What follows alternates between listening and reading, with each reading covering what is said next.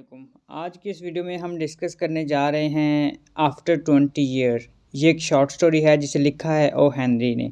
तो इसका जो जॉनरा है वो शॉर्ट स्टोरी है ना। जॉनरा वो होता है यानी कि इसका स्टाइल क्या है या किस फॉर्मेट में ये लिखी गई है। तो इसका ये एक शॉर्ट स्टोरी है जिसे लिखा है आप ओ हेनरी ने, after 20 year.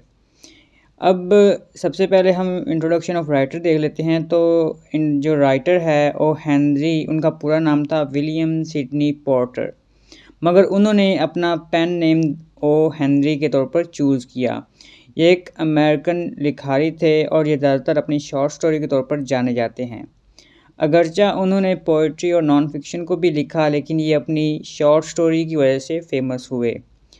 American civil war के दौरान ये नॉर्थ जो है कैरोलाइन के इलाके ग्रीन्सबोरो में 11 सितंबर 1862 को पैदा हुए। इन्होंने अपने मिडल नाम यानी सिडनी के स्पेलिंग को बदल दिया जब इनकी वालदा अपने तीसरे बच्चे की जन्म दे रही थी। तीसरे बच्चे को पैदाइश के वक्त उनकी वालदा की डेथ हो गई। उसके बाद उनके वालिद उनकी ग्रैंड मदर की तरफ चले गए। इनकी बाकी की परवरिश वहाँ पे हुई। इनको बचपन से ही मुताले का शौक़ था, यानी ही लव्स टू रीड। उन्होंने अपनी आंट के स्कूल, जिसका नाम पोर्टर्स एलिमेंट्री स्कूल था, वहाँ से ग्रेजुएशन की, वहाँ से जो है वो तालीम हासिल की। उन पर यह इल्ज़ाम था कि उन्होंने बैंक से बहुत से पैसे चुराए थे। इन्होंने तकरीबन 300 से करीब जो हैं वो शॉर्ट स्टोरी लिखी हैं, जिनमें से जो सबसे मोस्ट फेमस इनकी जो शॉर्ट स्टोरी थी, जिनकी वजह से इनको बहुत ज़्यादा फेम मिला, वो थी द गिफ्ट ऑफ द मैजाई। ये हमें फर्स्ट ईयर सेकेंडरी की बुक में एक शॉर्ट स्टोरी के तौर पर पढ़ाई भी जाती है, कोर्स का हिस्सा है। उनकी स्टोरीज़ के उनकी जो स्टोरीज़ थी उनकी मशहूर होने की वजह ये थी कि उनके जो करैक्टर थे वो बहुत ही आम नॉर्मल रूटीन वाइज करैक्टर थे, लेकिन उनकी जो एंडिंग थी ना वो बहुत सरप्राइजिंग एंडिंग रखते थे अपनी स्टोरीज़ के अंदर, और स्टोरीज़ जो थी वो बहुत ज़्यादा विटी थी। तो ये था उनका ब्रीफ सा एक इंट्रोडक्शन। अगर हम उनके वर्क की बात करें तो मैं आपको बता चुका हूँ कि उन्होंने पोइट्री पे भी काम किया है, नॉन फिक्शन वर्क पे भी काम किया है, और इसके अलावा वो उनकी बहुत ज़्यादा शॉर्ट स्टोरीज हैं जिनकी वजह से उनको फेम मिला। लेकिन हम कुछ शॉर्ट स्टोरी जो बहुत ज़्यादा फेमस थी उनको यहाँ पे डिस्कस करते हैं। The gift of Magi, the last leaf, ये मेरी फेवरेट स्टोरी है, शॉर्ट स्टोरी है। ये बहुत अच्छी शॉर्ट स्टोरी है जो हमें एक होप को ना छोड़ने की उम्मीद देती है, यानी कि होप जो है वो हमें हमारी लाइफ में बहुत ज़्यादा एक अहम किरदार अदा करती है। उसके बाद ओ हेनरी शॉर्ट स्टोरीज़ 1900, उसके बाद the ransom of the red chief, after 20 years, hearts and hands, a retrieved reformation, the voice of the city, roads of destiny, the gentle grafter वगैरह शामिल हैं। तो ये एक ब्रीफ सा राइटर के मुतालिक जो है वो एक छोटा सा इंट्रोडक्शन था जिसमें हमने राइटर को डिस्कस किया। अब हम बढ़ते हैं अपनी स्टोरी की तरफ। तो जो स्टोरी है आफ्टर 20 ईयर्स, इसका हम एक इंट्रोडक्शन देखते हैं कि ये स्टोरी किस बारे में है और इसमें क्या बात चल रही है। उसके बाद हम समरी की तरफ मूव ऑन कर जाएंगे। तो जॉनरा के हिसाब से ये एक शॉर्ट स्टोरी है और इसका जो मरकज़ी किरदार हैं वो दो दोस्त हैं। इसके अंदर जो है वो बेसिकली 3 कैरेक्टर्स को राइटर ने डिस्कस किया है। जो मेन बात हो रही है वो बेसिकली 2 फ्रेंड्स के अराउंड जो है वो रिवॉल्व करती है। तो 2 दोस्त हैं, ये लोग 20 साल बाद मिलते हैं, मगर उनकी दोस्ती के दरमियान जो है वो फ़र्ज़ यानी कि जो ड्यूटी आ जाती है, अपने वतन से मोहब्बत आ जाती है, अपने जो सैक्रिफाइस आ जाता है, वो सब कुछ आ जाता है। ये इन शॉर्ट ये कह सकते हैं कि वो फ़र्ज़ के साथ वो अपने यानी ड्यूटी के साथ उसकी लॉयल्टी पर ये चीज़ यहाँ पे दिखाया गया है स्टोरी के अंदर। ये दोनों दोस्त एक दूसरे के लिए बहुत ही ज़्यादा मुखलिस होते हैं। ये न्यूयॉर्क की सड़क पर खड़े एक दूसरे का इंतज़ार कर रहे होते हैं। राइटर ने स्टोरी की सेटिंग बहुत ही इंटरेस्टिंग बनाया है। स्टोरी की सेटिंग को रात का वक़्त, सुनसान सड़कें, न्यूयॉर्क की सड़क, दोस्त का इंतज़ार, और सर्दियों की रात थी। मगर अपने विटीनेस के थ्रू जो राइटर है उसने स्टोरी को 4 चाँद लगा दिए हैं। 20 साल हो गए, बहुत कुछ बदल गया, मगर वो लोग अब भी वैसे के वैसे हैं। उनकी दोस्ती जो है, उनका एक दूसरे से मिलना और फिर वो मुकर्रर वक़्त पे मिलना, वो सब कुछ, अगरचे ज़ाहिरी तौर पर दोनों में बहुत फ़र्क आ गया था। एज गुज़र गई थी, चेहरा चेंज हो गया था, हालात चेंज हो गए थे, और बॉब और जिमी ठीक है, बॉब जो है वो एक बिज़नेसमैन बन गया था, जिमी एक कॉप के रूप में आ गया था, तो दोनों एक-दूसरे को पहचान नहीं पाते। मगर वो इस सबको अपने दोस्त की बात वो यानी कि जब कॉप के साथ अपने दोस्त की बातें कर रहा होता है और आखिर में जब जिमी को जो जॉब है उसको पता चलता है कि जो जिमी है वो कौन था और जिमी को जब पता चलता है कि जो बॉब है वो एक क्रिमिनल है, तो उसको फिर अपना फ़र्ज़ याद आ जाता है और वो फिर वहाँ पे सैक्रिफ़ाइस कर देता है अपनी दोस्ती को। तो ये सारी चीज़ें हम जो हैं वो अपनी समरी के अंदर देखेंगे और हम शुरू करते हैं अपनी समरी को। डिस्कस किया है कि ये स्टोरी के अंदर बेसिकली 3 करैक्टर हैं। सबसे पहले बॉब है। बॉब जो है वो एक आगे बढ़ने वाला तेज़-तर्रार शख़्स है। बॉब के अंदर ये पोटेंशियल होता है कि वो कहीं भी जाकर अर्न कर सकता है। उसके अंदर ये ख्वाहिश होती है कि वो ज़्यादा से ज़्यादा पैसे कमाए और वो एक जगह टिकना नहीं चाहता, इसलिए वो वेस्ट की तरफ मूव कर जाता है। वहाँ पे जो है वो पैसे को और अपनी कामयाबी को हार्ड वर्क करता है, उसके लिए उसको इल्लीगल तरीका भी इख्तियार करना पड़ता है, जिसकी वजह से वो एक क्रिमिनल की शक्ल इख्तियार कर लेता है और बाद में पुलिस को मतलूब होता है। लेकिन इस सब के बावजूद उसके अंदर जो थी वो लॉयल्टी थी, किसके लिए? अपने दोस्त के लिए, ट्रस्ट था और वो अपने दोस्त को मिस भी करता था, या हमें फ्रेंडशिप का भी एलिमेंट मिलता है। तो ये सारी चीज़ें थी और फिर इसलिए जो है वो अपनी लाइफ़ को इन डेंजर में डाल के, ख़तरे में डाल के अपने दोस्त के लिए मिलने आया था। यहाँ पे उसकी देख सकते हैं मुखलसी कितनी थी, उसकी कैरेक्टर तो। उसके बाद जो नेक्स्ट कैरेक्टर है वो है जिमी का। जिमी के बारे में बॉब ही हमें बताता है कि जिमी जो है एक सिंसियर इंसान था, लेकिन वो इसके साथ-साथ क्या था, थोड़ा सुस्त इंसान भी था।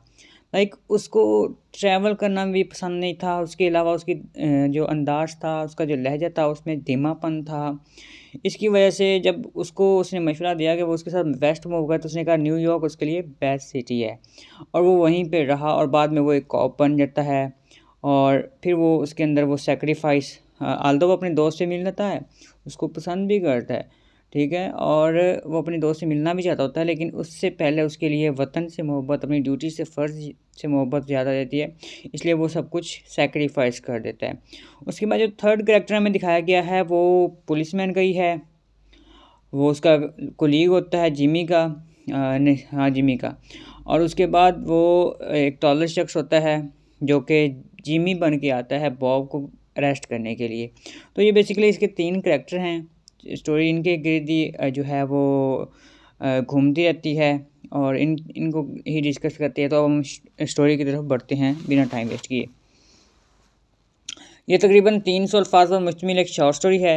इस कहानी का आगाज़ एक पुलिसमैन से होता है जो कि क्या होता है कि नाइट पेट्रोल पर रात के तकरीबन 10 बजे वहाँ पे बटरगश्त कर रहा होता है। हर तरफ खामोशी होती है। इस दौरान डोर व खिड़की पे एक फ़िगर उसकी अटेंशन को कैप्चर करती है। वो इस तक जागता है तो वो सब बताता है कि वहाँ पर खड़ा अपने दोस्त का इंतज़ार कर रहा है। वहाँ पे एक बंदा खड़ा होता है होटल के एक उसको लगता है कि वो होटल है, दुकान के सामने जिसका शटर बंद होता है, वहाँ पे एक बंदा खड़ा होता है। उसने तकरीबन 20 साल पहले वादा किया था, किससे वो खुद बताता है कि मैंने यहाँ पे अपने दोस्त से 20 साल पहले वादा किया था कि मैं उससे इसी जगह पे मिलूँगा। वो सिगरेट पीने लगता है और कॉप को अपने दोस्त जिमी के बारे में बताता है। वो जिमी को बहुत ज़्यादा जो है अप्रिशिएट करता है, उसके बारे में बताता है, उसकी क्वालिटीज़ ख़ुसूसियात बताता है कि वो किस तरह उसका अच्छा दोस्त था, कितना अच्छा दोस्त था और उन्होंने किस तरह एक दूसरे के साथ वक़्त गुज़ारा। और ये भी कहता है कि उसे यकीन है कि वो आएगा। और फिर क्या होता है कि जो बॉब है वो जिमी के बारे में बता रहा होता है और जो जिमी होता है ना, उसने बेसिकली ऑब्ज़र्व कर लिया था कि ये मेरा 20 साल पुराना दोस्त है, उसकी बातों से। लेकिन वो उसको बताता कुछ नहीं है।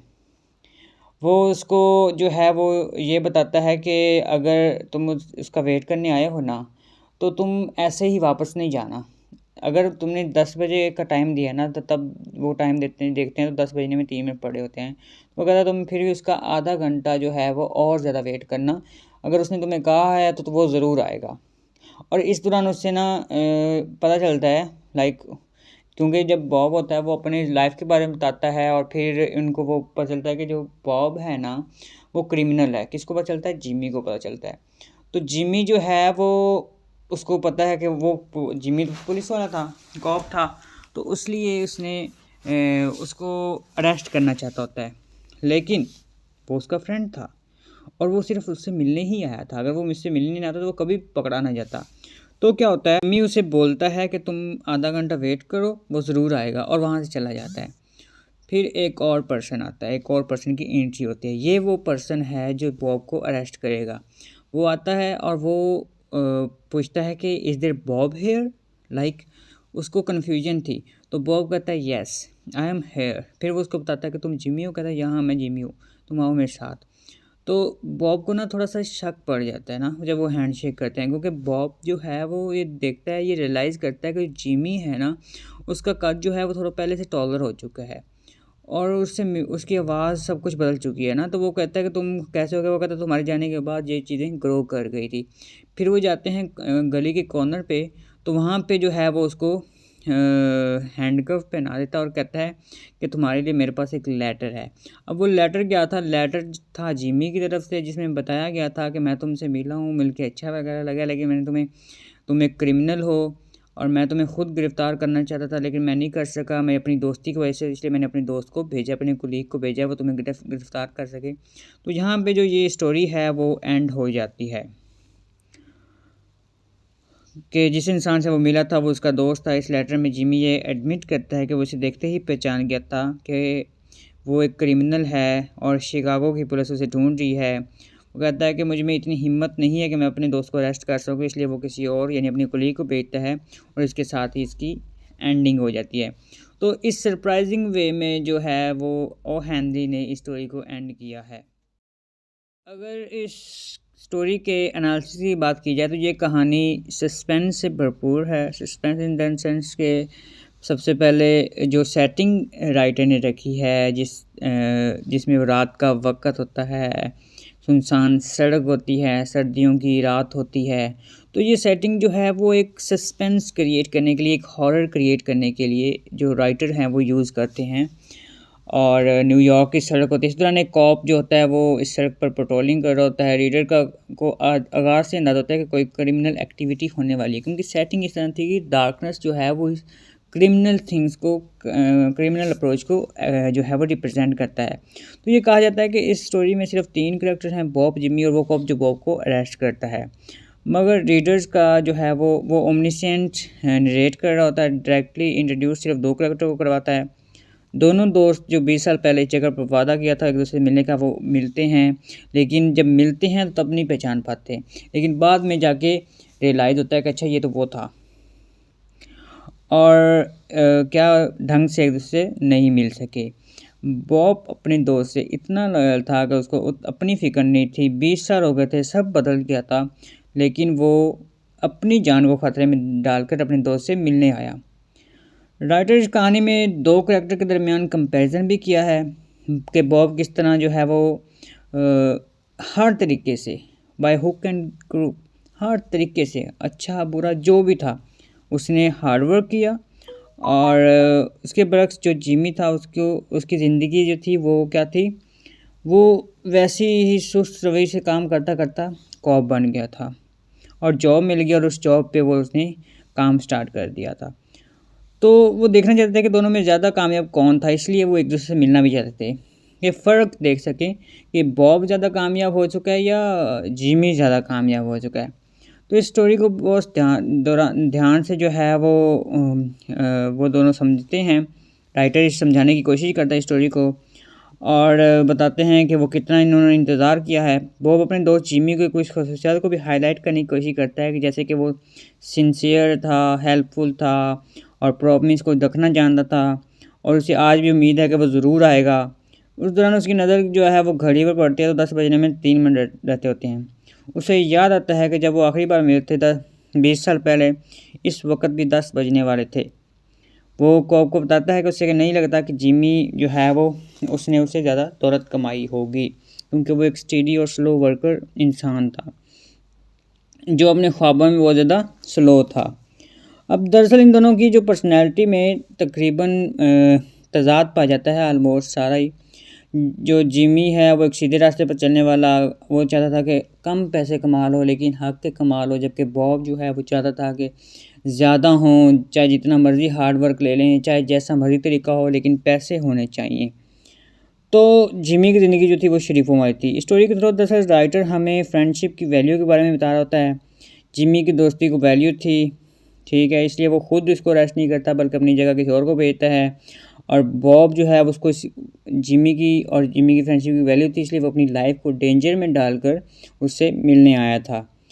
तो यही इसमें मेंटल कॉन्फ्लिक्ट भी दिखाया गया है कि जब जिमी है वो परेशान हो जाता है कि वो फ्रेंडशिप को चूज़ करे या ड्यूटी को चूज़ करे, और आखिरकार उन्होंने दोनों के दरमियान बैलेंस रखा और उसको खुद अरेस्ट नहीं किया बल्कि कोलीग के ज़रिए अरेस्ट कराया। तो ये थी आज की हमारी स्टोरी, जिसका एनालिसिस हम ये हमने देखा।